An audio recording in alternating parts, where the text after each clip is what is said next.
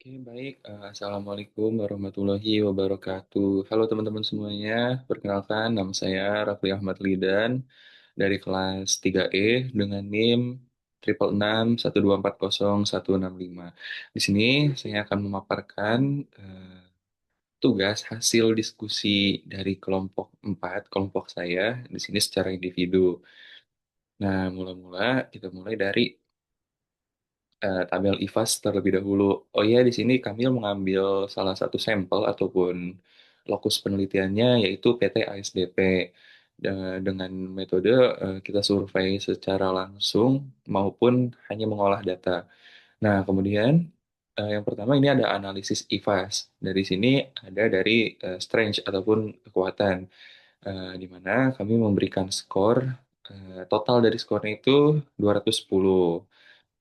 Kemudian di sini kita ada masih analisis IFAS, yaitu dari weakness-nya, dan kita mendapatkan skor total 90. Kemudian lanjut, di sini ada EVAS, di mana total skornya itu kita peroleh 192 untuk opportunity, ataupun peluang, dan di sini kita mendapatkan skor total 90 untuk ancaman. Nah, skor-skor tadi kita gunakan untuk mencari kira-kira ada di kuadran berapa sih IFAS dan EVAS ataupun kuadran metrik SWOT PT ASDP ini. Nah, di sini kita peroleh dari total IFAS tadi itu ada 210, kita ubah ke bentuk desimal maka 2,10. Kemudian tadi kelemahannya ataupun itu kita dapat total skor 90 atau kita ubah jadi 0,90. Maka hasilnya adalah 1,20 positif. Kemudian IFAS-nya, untuk IFAS-nya itu kita dapat tadi dari yang pertama itu kita dapat 1,92. Nah, kemudian di ancaman itu kita dapat 90 total skornya. Maka diperolehlah dari 1,92, dari 192 diubah jadi 1,92, dari 90 diubah jadi 0,90, kita peroleh hasilnya plus 1,2. Maka dari itu kita coba eh, tarik garisnya di mana EVAS itu lurus ke samping, sedang IVAS itu lurus ke samping, sedangkan EVAS itu lurus ke atas. Nah, tadi EVAS-nya itu kita peroleh 1,2. Kemudian kita taruh di titik 1,2. Kemudian total IVAS-nya itu kita peroleh 1,20. Kita tarik di 1,20. Setelah itu kita buat sebuah diagram ataupun kita tarik di mana ini berhentinya di titik kuadran satu ataupun pertumbuhan growth. Jadi analisis kuadran SWOT PT ASDP ini ada di kuadran satu. Selanjutnya kita mencari sebuah strategi terkait ASDP ini. Nah, di sini tuh saya ambil dua sampel aja karena ini terlalu banyak mungkin akan memakan waktu. Jadi saya ambil dua sampel yang mana ekspansi digitalisasi layanan Perizi integrasi yang berintegrasi dengan QRIS dan e-wallet. Jadi implementasinya itu program digitalisasi layanan Perizi di mana sekarang itu pembayaran tiket ataupun pembelian tiket itu bisa melalui online atau e-ticketing.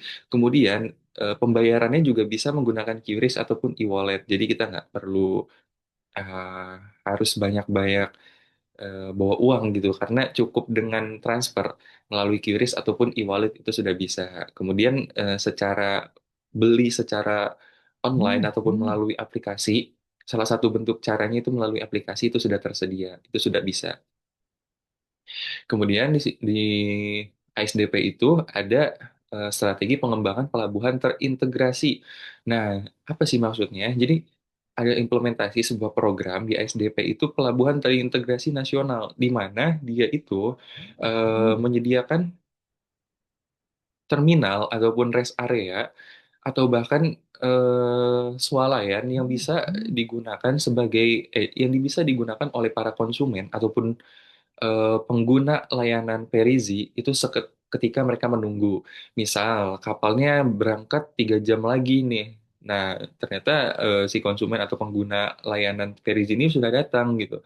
Namun karena keberangkatannya masih lama, otomatis orang itu harus menunggu. Nah, untuk mensiasati tidak ada penumpukan ataupun ya supaya penunggu supaya orang yang nunggu ini bisa nyaman, konsumennya bisa nyaman saat menunggu keberangkatan kapal, mereka menyediakan terminal ataupun rest area, bahkan swalayan. Ada yang namanya mall eksekutif di eh, pelabuhan ASDP khususnya yang ada di Merak. Bahkan di beberapa titik itu sudah ada. Jadi sambil menunggu bisa sambil belanja atau ya melakukan aktivitas yang lain. Karena di mall tersebut juga tidak hanya belanja, tapi bisa buat ada jual makan, jual minum dan lain sebagainya.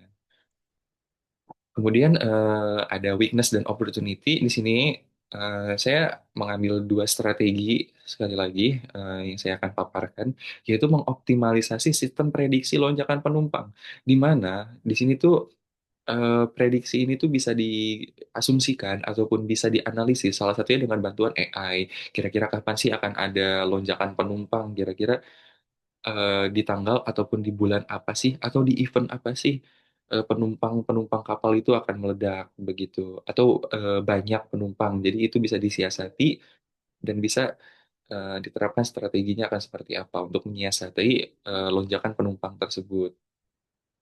Kemudian ada pengadaan kapal baru melalui skema investasi pemerintah dan BUMN.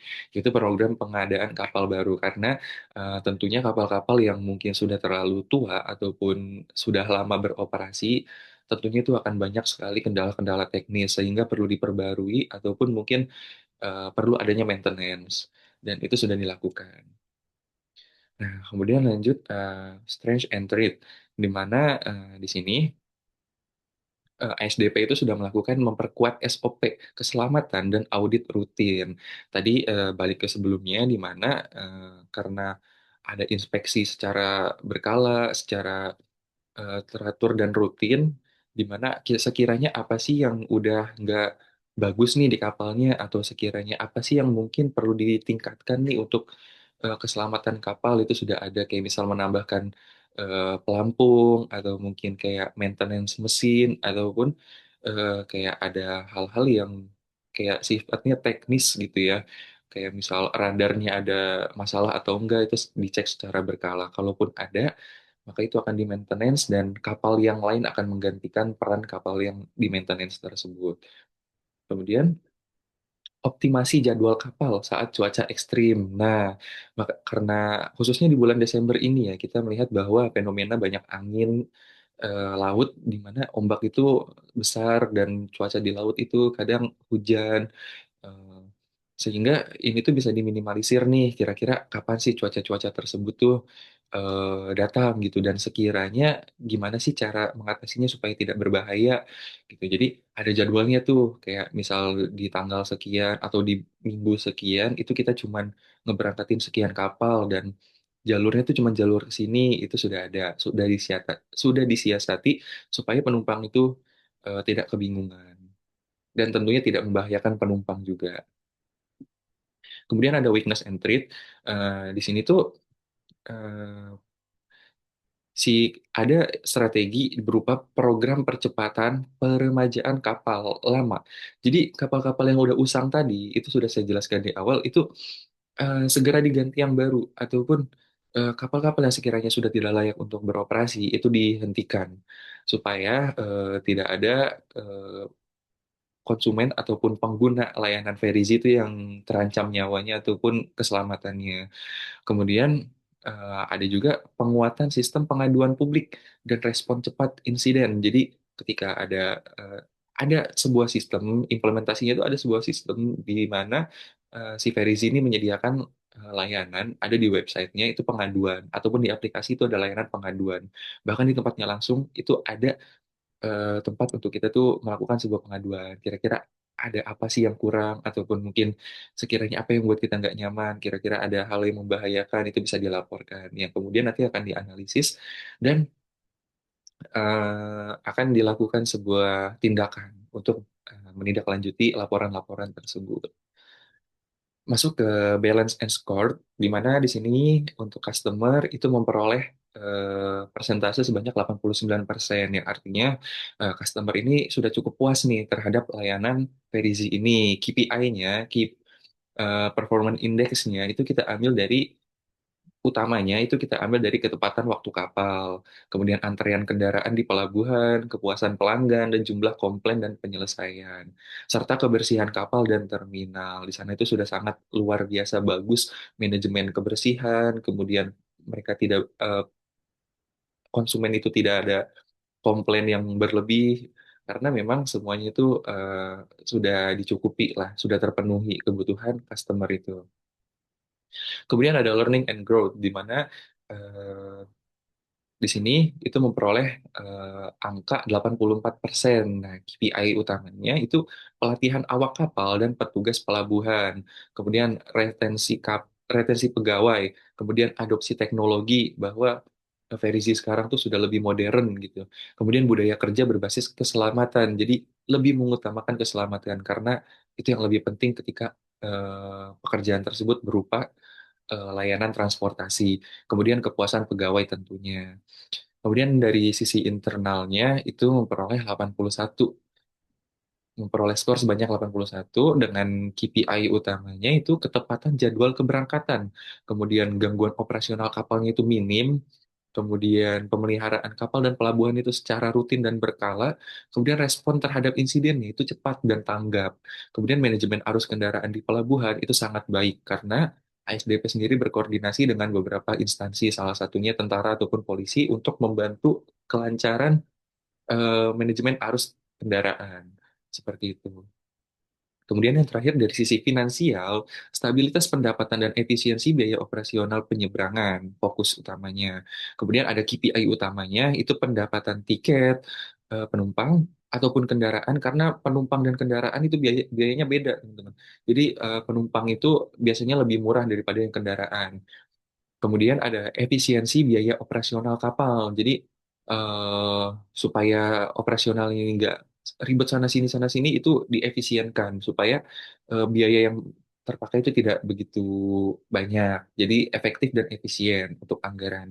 Kemudian load factory kapal di mana kapal ini dimaksimalkan nih kira-kira ngangkutnya sekian ya dimaksimalkan sekian tapi tidak berlebih juga. Kemudian pendapatan non tiket kayak ada parkir tadi yang udah saya jelaskan bahwa di sana tuh banyak fasilitas-fasilitas lain kayak ada rest area itu ada biayanya juga. Kemudian ada swalayan gitu atau disebutnya itu mall eksekutif kalau di Merak dan itu semua ada uang sewanya. Oke, baik, cukup. Mungkin itu paparan dari saya. Kurang lebihnya mohon maaf. Saya akhiri. Wassalamualaikum warahmatullahi wabarakatuh.